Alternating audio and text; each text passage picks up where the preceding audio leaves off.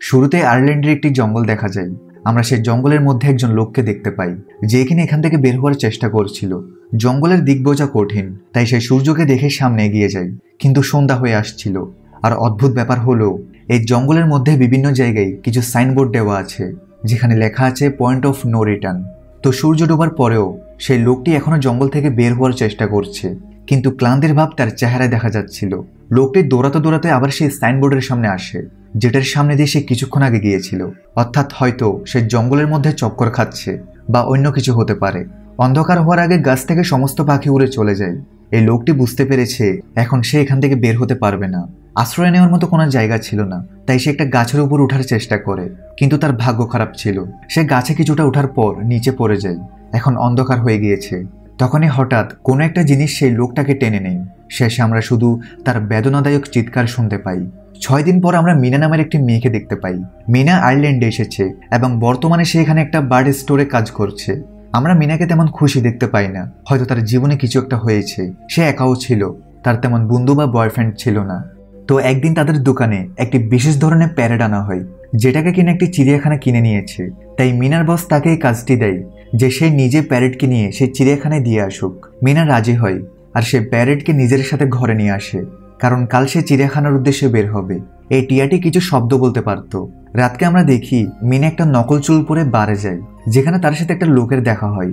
মিনা সেখানে নিজের মিথ্যা নাম এবং পরিচয় দেয়। এটা দেখে প্রমাণ হয় যে সে নিজের জীবনকে নিয়ে তেমন সিরিয়াস না, আর সে একা থাকতে পছন্দ করে। আর এই দেশে আসার এটাই একমাত্র কারণ যে সে নিজের পরিবার থেকে দূরে থাকতে চায়। তো এর পরের দিন মিনা সেই প্যারেডকে নিয়ে নিজের যাত্রা শুরু করে। সারাদিন সফর শেষ করার পর যখন সন্ধ্যা ঘনিয়ে আসে, তখন মিনা সেই জঙ্গলের রাস্তা ধরে তার সফর কন্টিনিউ রাখে। কিন্তু রহস্যময়ভাবে সে দ্রুত জঙ্গলের একদম মাঝখানে পৌঁছে যায়। সে বোঝার সময়ও পায় না যে কখন সে জঙ্গলের এত ভেতরে চলে এসেছে। আর এত ঘন জঙ্গলের ভেতর কাঁচা রাস্তার দিক বুঝতে পারা বেশ কষ্টকর। তাই মিনা ঠিক কোন দিকে যাবে সেটা সে বুঝতে পারে না, যার ফলে সে হারিয়ে যায়। সে গাড়ি থেকে নেমে পড়ে এটা আশা করে যে সে কোনো মানুষকে দেখলে তার থেকে রাস্তা জিজ্ঞেস করবে।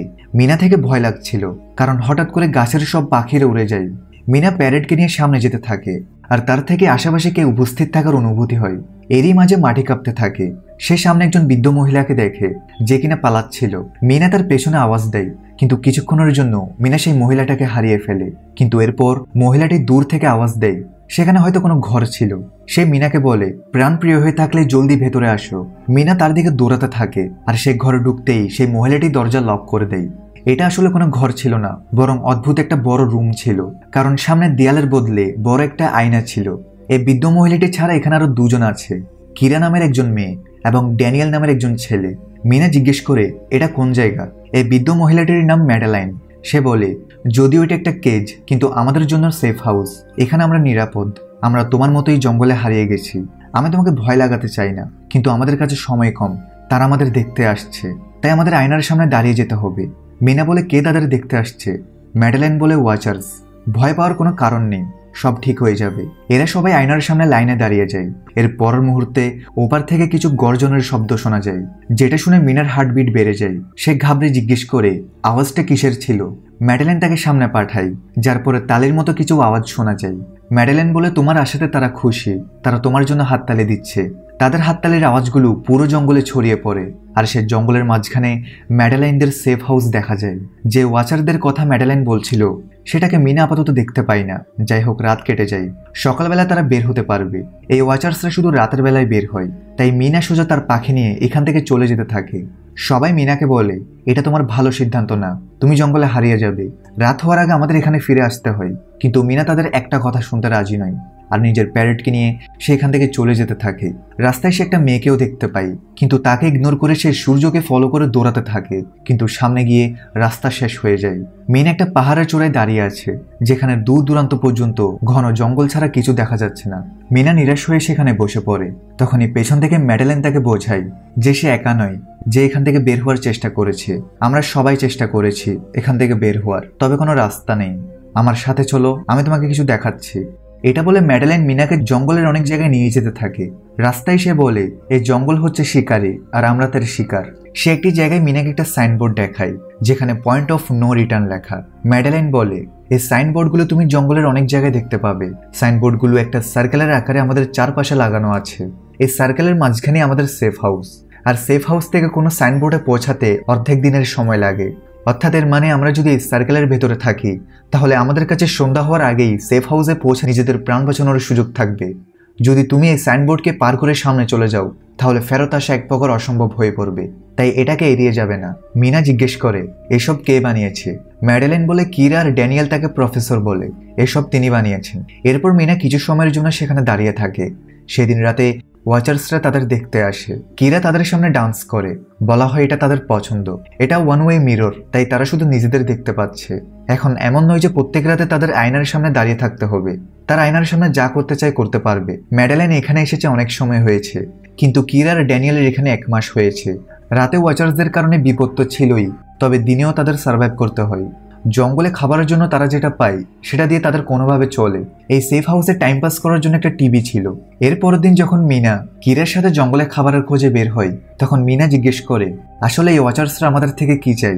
কিরা বলে একদম সঠিক তা তো বলতে পারবো না, তবে ম্যাডেলিনের কাছে একটা থিওরি আছে যে তারা আমাদের দেখতে পারে, কিন্তু আমরা যদি তাদের দেখি তাহলে তা আমাদের জন্য অনেক খারাপ হবে, হতে পারে আমরা পাগল হয়ে যেতে পারি। সে মিনাকে একটা গর্ত দেখিয়ে বলে দিনের সময় ওয়াচার্সরা মাটির নিচে থাকে, আর এমন গর্ত চারদিকে অনেক রয়েছে। এর ভেতরে একটা আন্ডারগ্রাউন্ড টানেল সিস্টেম রয়েছে। আমাদের এর ভেতরে যাওয়া তো দূরের কথা, এর নিকটে যাওয়ার অনুমতি নেই। তবে এই কথাটা যেন আমাদের দুজনের ভেতরে থাকে। মিনা এটা শুনে অবাক হয় যে কিরার তার স্বামী এখানে আটকে গিয়েছে আজ 2 মাস হয়ে গিয়েছে। কিরার স্বামীর নাম জন ছিল, যে কিনা রাস্তা খুঁজতে বের হয়েছে, তবে 6 দিন হয়ে গিয়েছে সে এখনো ফিরে আসেনি। কিরা আশা করছে যে তার স্বামী সাহায্য নিয়ে আসবে, কিন্তু আসলে জন সেই লোকটা ছিল যাকে আমরা প্রথমে দেখেছিলাম। কিছু সময় পর কিরা আর ম্যাডেলাইন মিনাকে কিছু নিয়ম বোঝায় যে তাকে বেঁচে থাকতে হলে এই নিয়মগুলো মানতেই হবে। নিয়মগুলো ছিল রাতে সে আয়নার দিকে পিঠ দেখাবে না, দ্বিতীয় ছিল রাত হওয়ার পর সেফ হাউসের দরজা খোলা যাবে না, তৃতীয় সে কখনো ওই গর্তগুলোর ভেতরে যাবে না, তার থেকে সবসময় আলোতে থাকতে হবে। সেদিন রাতে মিনা আয়নাতে কান লাগিয়ে আওয়াজ শোনার চেষ্টা করে যে বাইরে কেউ আছে নাকি, কিন্তু যখন কোনো আওয়াজ আসে না তখন সে একটি নিয়ম ভেঙে ফেলে। সে আয়নার দিকে পিঠ দেখিয়ে দেয়, যেটা দেখে ওয়াচার্সরা রেগে যায় আর তারা জোরে জোরে আয়নাতে বাড়ি দিতে থাকে। ম্যাডেলিন তাকে তাদের সামনে সোজা দাঁড়িয়ে থাকতে বলে যেন তাদের রাগ থেমে যায়। সবার মতো মিনা এখানে আটকে থাকতে চায় না, তাই পরের দিন সকালে সে ড্যানিয়েলকে জিজ্ঞেস করে আজ পর্যন্ত তুমি কোনো ওয়াচার্সকে দেখেছো? তার উত্তর ছিল না, আজ পর্যন্ত তো কাউকে দেখিনি।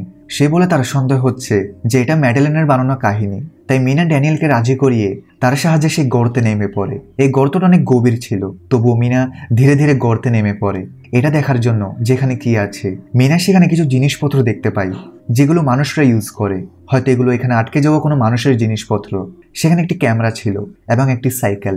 রশি এবং ড্যানিয়েলের সাহায্যে মিনা কিছু জিনিস উপরে নিয়ে আসে, কিন্তু তখন মিনা অন্ধকারে কিছু দেখতে পাই যেটা আলোতে আসতে পারছিল না। যাই হোক, মিনা উপর উঠে জিনিসপত্রগুলো নিয়ে ম্যাডেলিনকে দেখায়, কিন্তু তাকে সত্যিটা বলে না যে সে নিচে গিয়েছিল, বরং বলে এগুলো আমরা জঙ্গলে পেয়েছি।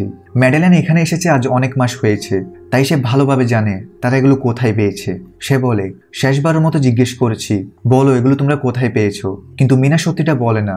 এখানে মিনা সাইকেল এই জন্য এনেছে যেন এর সাহায্যে সে কম সময়ে অনেক রাস্তা অতিক্রম করতে পারে। আর যে ক্যামেরাটা মিনা পেয়েছিল সেটা ড্যানিয়েল একটা সিসি ক্যামেরার মতো ইউজ করে বাইরে লাগিয়ে দেয়, যেটার সাহায্যে তারা ওয়াচার্সকে দেখতে পারবে। ম্যাডেলিন তাদের থামায় না, কিন্তু সে ভালোভাবে জানে এর ফল খুব খারাপ হবে। রাতে সবাই বসেছিল, তবে এখনো কোনো ওয়াচার্স আসেনি, বরং দরজায় কেউ যেন কড়া নাড়ে। বাহিরে যে ছিল ক্যামেরায় তাকে ভালোভাবে দেখা যাচ্ছিল না। তখনই হঠাৎ কিরা তার স্বামীর আওয়াজ শুনতে পায়। নিজের স্বামীর আওয়াজ শুনে কিরা দরজার দিকে ছুটে যায়, কিন্তু ম্যাডেলিন তাকে বলে এটা জন হতে পারে না। কিরা মানতে রাজি নয়। ম্যাডেলিন তাকে বলে যে তাহলে তাকে তার স্বামীকে এমন একটা প্রশ্ন জিজ্ঞেস করতে হবে যেটা শুধু সে আর তার স্বামী ছাড়া কেউ জানে না। কিরা একটা বইয়ের ব্যাপারে জিজ্ঞেস করে যেটার ব্যাপারে জনের জানা ছিল, কিন্তু জন সেটার সঠিক জবাব দিতে পারে না, যেটাতে প্রমাণ হয়ে যায় বাইরে দেখা মানুষটার জন নয়। কিন্তু অদ্ভুত ব্যাপার, সে কিরার স্বামীর মতো দেখতে, যার ফলে লোকটা ক্যামেরাটাকে ভেঙে দেয়। হঠাৎ করে বাইরে থাকা ওয়াচার্সরা রেগে গ্লাসটাকে ভাঙতে থাকে, যেটাতে সবাই খুব ঘাবড়ে যায়। ভাগ্যক্রমে তারা ভেতরে আসে না। পরের দিন মিনা আর ড্যানিয়েল ম্যাডেলিনকে সত্যিটা বলে দেয়। এটাতে ম্যাডেলিন খুব দুঃখী হয়, কারণ তারা নিয়ম ভেঙেছে। ম্যাডেলিন সব জিনিসপত্রগুলোকে আবার গর্তে ফেলে দেয়, আর এখন না চাইতেও মিনা থেকে এখানে থাকতে হয়। সময় যেতে থাকে আর ধীরে ধীরে শীত বাড়তে শুরু করে। তারা দিনের বেলায় খাবার খুঁজতে বের হয় আর রাতে সেফ হাউসে ফিরে আসে। মিনা একটা নকশা তৈরি করেছে যেন এটার সাহায্যে সে বের হতে পারে। এখানে মিনার অতীত দেখা যায় যে কেন সে তার পরিবারের সাথে দেখা করে না। আসলে তার পরিবারে এখন শুধু তার বোন আছে, কারণ মিনা যখন ছোট ছিল তখন তার ভুলের জন্য তার মায়ের অ্যাক্সিডেন্ট হয়ে যায়, যেটাতে তার মা মারা যায়। আর এই আফসোসে সে 15 বছর বাইরে বের হয় না। আর এটাই কারণ ছিল যে সে সবসময় দুঃখী থাকে। এদিকে কিরা আশা হারাচ্ছিল, সে বুঝতে পারছিল যে তার স্বামী মারা গিয়েছে। তাই সেদিন কিরা গর্তের কাছে গিয়ে নিজের প্রাণ দেওয়ার কথা ভাবে, কিন্তু মিনা তাকে আটকায়। কিছুদিন পরে ড্যানিয়েল আর ম্যাডেলিনের ঝগড়া শুরু হয়। শীতকালের মৌসুমে তারা ভালোভাবে খাবার পাচ্ছিল না, যার কারণে তারা মানসিক ভারসাম্য হারাচ্ছে। তাই ড্যানিয়েল কিরাকে নিয়ে সেফ হাউসে ঢুকে দরজা বন্ধ করে দেয়, বাহিরে মিনার ম্যাডেলিনকে ছেড়ে। শীঘ্রই সন্ধ্যা হয়ে আসছে। তারা ড্যানিয়েলকে অনুরোধ করে যে সে যেন তাদের ভেতরে আসতে দেয়, কিন্তু ড্যানিয়েল দরজা খুলে না। বাধ্য হয়ে ম্যাডেলিন আর মিনা থেকে একটা পড়ে থাকা গাছের নিচে লুকাতে হয়। আর যখনই অন্ধকার হয়ে যায় তখন ওয়াচার্সরা তাদের দিকে আসতে থাকে। প্রথমবার মিনা এবং আমরা এই ওয়াচার্স নামের ক্রিয়েচারদের দেখতে পাই। এরা কিছুটা মানুষের মতো দেখতে। তারা লম্বা এবং দ্রুত চলতে পারা ভয়ঙ্কর ক্রিয়েচার। যখন তারা জানতে পারে মিনার ম্যাডেলিন নেই, তখন তারা রাগে গর্জন করে ওঠে।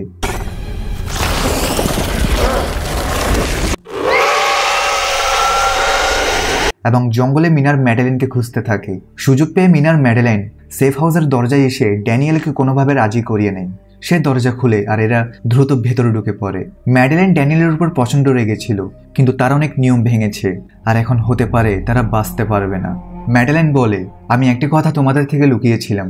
আসলে আমি এই জঙ্গলে হারাইনি, বরং এখানে আমি পুরনো ম্যাথোলজিকে স্টাডি করার জন্য এসেছিলাম। এমন স্পেসিস সন্ধান করতে। কিছু মানুষরা তাদের চ্যাঞ্জেলিংস বলে, আর কিছু মানুষ ফ্যারিস। এখানে এসে আমি জানতে পারি এরা তো রাক্ষস। জঙ্গলে আমি এদেরকে একটাকে দেখেছিলাম। ফ্যারিস তাদের রূপ বদলাতে পারে। আমি যাকে দেখেছিলাম সে আমার মতো দেখতে, শুধু তার চেহারা বিকৃত ছিল, আমার থেকে অনেক হ্যাংলা ছিল। আসলে এরা শিখছে, তাই তো প্রতিদিন রাতে আমাদের দেখতে আসে। তারা আমাদের বুঝতে পারে, আমাদের কপি করতে পারে। তারা আমাদের মতো হতে চায়। তখনই তারা দরজায় মানুষদের মতো কথা বলতে থাকে। তারা ভেতরে আসতে চায়। লোহার এই মজবুত দরজা তাদের আটকাতে পারবে না, কারণ তারা অনেক শক্তিশালী। ড্যানিয়েল দ্রুত পালানোর পথ খুঁজতে খুঁজতে হঠাৎই সে নিচে কিছু একটা দেখতে পায়। আসলে নিচে একটা বাংকারের দরজা ছিল।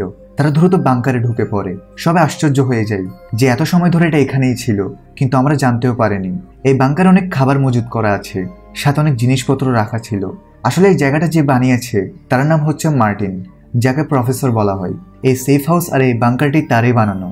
সে ফ্যারিসদের ব্যাপারে জানতে পেরেছে এবং সে এমন একটি দুনিয়া তৈরি করতে চেয়েছিল যেখানে মানুষ আর ফ্যারিস একসাথে থাকবে। অর্থাৎ এটা একটা ওয়ান্ডারল্যান্ড হতো। এখানে একটি কম্পিউটার ছিল, তবে ইন্টারনেট নেই। মিনা সেটাতে রেকর্ডেড ফাইল দেখতে থাকে। সেখানে তারা প্রফেসরের ব্যাপারে অনেক কিছু জানতে পারে। এই ফ্যারিসরা জঙ্গলের মধ্যে কেন বসবাস করছে এটা কিছুক্ষণ পর জানা যাবে। তবে প্রফেসর এই জায়গাটা সাধারণ মানুষের রক্তের বিনিময়ে বানিয়েছে। টাকার লোভ দেখিয়ে সে মানুষদের এখানে এনে কাজ করিয়ে রাতে তাদের বের করে দিত। প্রফেসর যেহেতু তাদের রহস্যটা জানতো, তাই সে এখানে ভেতরে লুকিয়ে যেত। এরপর প্রফেসর সেই ফ্যারিসদের থেকে একজনকে পায়, যে সবার থেকে আলাদা ছিল। প্রফেসর তাকে এখানে নিয়ে আসে, কিন্তু ধীরে ধীরে তারা দুইজন একে অপরের বিরুদ্ধে হয়ে যায়। এটা একটা গুরুত্বপূর্ণ তথ্য ছিল, কিন্তু মিনা জানতে চায় শেষে কি হয়েছে। তাই সে শেষ ভিডিওটিকে প্লে করে, যেখানে প্রফেসর নিজেকে আর সে ফ্যারিকে মারতে যাচ্ছিল। তবে সে এর আগে এখান থেকে বের হওয়ার রাস্তাটা বলে দেয় তাদের জন্য, যারা পরবর্তীতে এখানে আটকে যাবে। সে বলে, পাখিদের পিছু করিও, তারা তোমাদের সঠিক রাস্তা দেখিয়ে দিবে। আর তোমাদের মধ্যে থেকে কেউ যদি বেঁচে যাও, তাহলে ইউনিভার্সিটিতে গিয়ে আমার সব রিসার্চ নষ্ট করে দিও। আমি সেই দুনিয়াটা বানাতে পারবো না যেটার আমি স্বপ্ন দেখতাম। কিছু রহস্যই থাকা উচিত। এখানে এসে আমি বড় ভুল করেছি। এগুলো জেনে তারা অনেক অবাক হয়। তবে তারা খুশি যে কালই তারা এখান থেকে বের হবে। এরপরের দিন সকালে তারা যখন বাইরে আসে, তখন তারা দেখে যে সে রুমটার খুব খারাপ অবস্থা হয়ে গিয়েছে। সবকিছু ভেঙে ফেলা হয়েছে। প্রফেসরের বলা রাস্তা দিয়ে তারা চলতে থাকে। মিনা তার প্যারেডকে মুক্ত করে দেয়, আর সবাই তার পিছু করতে থাকে। তাদের একটা লেক পর্যন্ত যেতে হবে, যেখানে প্রফেসরের বোট রাখা আছে। এবার তারা অনেক সামনে এগিয়ে আসে। রাস্তায় তারা একটা কবর দেখতে পায়। ম্যাডেলিন বলে একটা সময় ছিল যখন ফ্যারিস মানুষদের সাথে থাকতো, কিন্তু মানুষদের আচরণ বদলে যায় আর তারা এদেরই বিপক্ষে হয়ে যায়। যার পরে তারা সব ফ্যারিসদের এই জঙ্গলে বন্দি করে দেয় এবং শত শত বছর মাটির নিচে থাকার কারণে তারা নিজেদের জাদু হারিয়ে ফেলে, সাথে নিজেদের ডানাও। তারা কোনোদিন ওই জঙ্গল ছেড়ে যেতে পারবে না। সন্ধ্যা হয়ে আসছিল, তাই তাদের দ্রুত বের হতে হবে। তখনই বৃষ্টি শুরু হয় এবং এরপর সূর্য ডুবে যায়, যার ফলে সে রাক্ষসরা গর্ত থেকে বের হতে শুরু করে। এরা লেক পর্যন্ত তো পৌঁছে যায়, সাথে বোটও পেয়ে যায়। কিন্তু তখনই ড্যানিয়েল জনকে দেখতে পায়, যে কিনা আহত ছিল। ড্যানিয়েল সবার পেছনে পড়ে যায়, কারণ সে জনকে সাহায্য করছিল। কিন্তু আসলে সে কোনো জন ছিল না, বরং রূপ বদলাতে পারা ফ্যারি। এরা ড্যানিয়েলকে বাঁচাতে পারে না, আর ওদিকে ফ্যারি তার মাথায় একটা চিহ্ন এঁকে তাকে শেষ করে দেয়। যার পরে ফ্যারিটি ড্যানিয়েলের রূপ নিয়ে নেয়। এই ফ্যারিরা নদী পার করতে পারবে না, তাই মিনারা সুযোগ পেয়ে যায় পালানোর জন্য। বোটের সাহায্যে তারা সেই অদ্ভুত জঙ্গল থেকে বের হয়ে আসে। এরপর দিন সকালে তারা একটা বাস পায়, যেটার সাহায্যে তারা শহরে চলে আসে।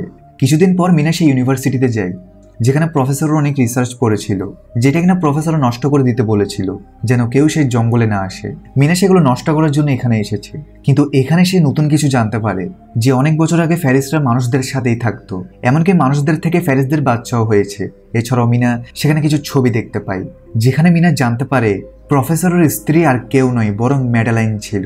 এই তথ্যগুলো নিয়ে সে কিরার কাছে আসে আর তাকে বলে যে আসলে প্রফেসরের স্ত্রী ম্যাডেলাইন লাংস ক্যান্সারের কারণে অনেক আগেই মারা গিয়েছে। তারপরে প্রফেসর এই রূপ বদলাতে পারা ফ্যারিসদের ব্যাপারে জানতে পারে আর নিজের স্ত্রীর সাথে থাকার জন্যই সে এসব কিছু বানিয়েছে। অর্থাৎ মিনাদের সাথে যে ম্যাডেলাইন ছিল সে মানুষ নয় বরং অর্ধেক ফ্যারি আর অর্ধেক মানুষ ছিল। পুরোটা সময় সে মিনাদের সাথে ছিল, সেই একমাত্র ফ্যারি ছিল যে সেখান থেকে বেরিয়ে আসতে পেরেছে। কিন্তু ঠিক সেই সময় জানা যায় মিনা যেই কিরার সাথে কথা বলছে আসলে সেটা কিরা নয় বরং ম্যাডেলাইন ছিল, যে কিরার রূপ নিয়েছিল। যখনই আসল কিরা আসে তখন ম্যাডেলাইন তাকে মেরে অজ্ঞান করে দেয়। সে মিনাকেও মারতে যাচ্ছিল যেন তার সত্যিটা কেউ জানতে না পারে। ম্যাডেলাইন বলে সেই জঙ্গলে আমাকে সবাই আজব বলতো, কারণ আমি একমাত্র ছিলাম যে দিনের বেলায় বাইরে আসতে পারতো। আমার আলাদা গুণ তারা পছন্দ করেনি, তাই তারা আমাকে বের করে দেয়। মিনা তাকে বলে যে সে আলাদা নয় বরং সে বিশেষ, সে অর্ধেক মানুষ আর অর্ধেক ফ্যারি। ম্যাডেলাইন এটা জানতো না যে অতীতে ফ্যারিসদের থেকে মানুষদের বাচ্চা হয়েছে। মিনা তাকে বলে যে সে এই সত্যিটা কাউকে বলবে না, যেন তার মতো ফ্যারিস আরো পৃথিবীতে আসে আর হতে পারে তার মতো আরো অনেকেই পৃথিবীতে আছে। এসব কথা জানতে পেরে ম্যাডেলাইনের জাদু ফিরে আসতে শুরু করে, সাথে তার ডানাও। সে মিনাকে জ্যান্ত ছেড়ে দেয় এবং সেখান থেকে উড়ে চলে যায়। এরপর আমরা কিছু সপ্তাহ পরের দৃশ্য দেখতে পাই, যেখানে মিনা তার বোনের সাথে থাকতে এসেছে। তারা যমজ বোন ছিল। মিনা তার বোনকে জঙ্গলের সেই ঘটনাটা বলে, সাথে ম্যাডেলাইনের ব্যাপারেও। সে আরো বলে যে আমার থেকে মনে হয় ম্যাডেলাইন আমার পিছু করছে। আমি প্রায় তাকে ছোট্ট মেয়ের রূপে দেখি, হয়তো সে তার প্রজাতির কাউকে খুঁজে পায়নি। তার বোন তাকে সাহস দেয় যে একদিন সব ঠিক হয়ে যাবে। আর শেষে আমরা একটা ছোট্ট মেয়েকে দেখতে পাই যে ম্যাডেলাইন ছিল, যে কিনা এই রূপে পৃথিবীতে ঘুরে বেড়াচ্ছে। আর এখানেই এই মুভি শেষ হয়। ভিডিও ভালো লাগলে একটা লাইক করে দিও, আর চ্যানেলকে সাবস্ক্রাইব করে না থাকলে সাবস্ক্রাইব করে বেল আইকনটাও অল প্রেস করে রেখো। দেখা হচ্ছে পরের ভিডিওতে। সবাই ভালো থাকো, সুস্থ থাকো।